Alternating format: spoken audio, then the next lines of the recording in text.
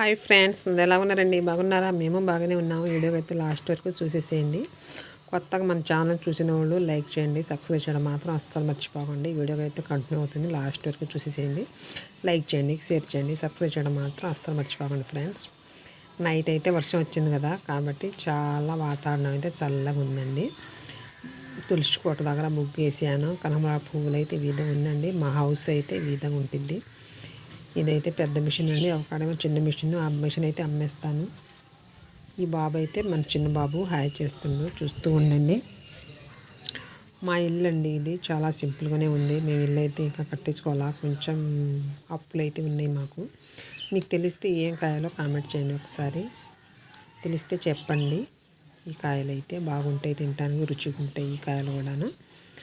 మా ఇంటి ముందైతే ఎక్కువ ప్లేస్ ఉండదండి, కొద్దిగా ఉంటుంది, సింపుల్గా చాలా బాగుంటుంది మా ఇంటి దగ్గర అయితేను.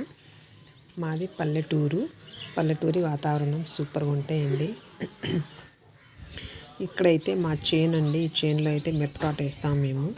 ఇప్పుడైతే దున్నించాం కదా, తర్వాత ఏమో 2-3 రోజుల తర్వాత అయితే పెసలును మినపప్పు అయితే జల్లుతాము. కాబట్టి తోట అయితే శుభ్రం చేస్తున్నాము. జాంకాయల చెట్లు అయితే నరికేస్తున్నామండి. జాంకాయలు అయితే కోతులు వచ్చి ఆగం చేస్తున్నాయి. కొబ్బరికాయల చెట్లు కూడా ఉంది. ఇందాక చెప్పాను కదా, వెర్రటికాయలు ఈ చెట్టు ఉందండి పెద్దది. మా బావగారు అయితే నాటారు ఆ చెట్టుకి. అంతకుముందు అక్కడైతే కోళ్ళ ఫారం ఉందండి మాది. ఆ కోళ్ళ ఫారం మాదంటే మాది కాదు, మా బావగారిది. అక్కడైతే తీసేసాము, అమ్మేసాము.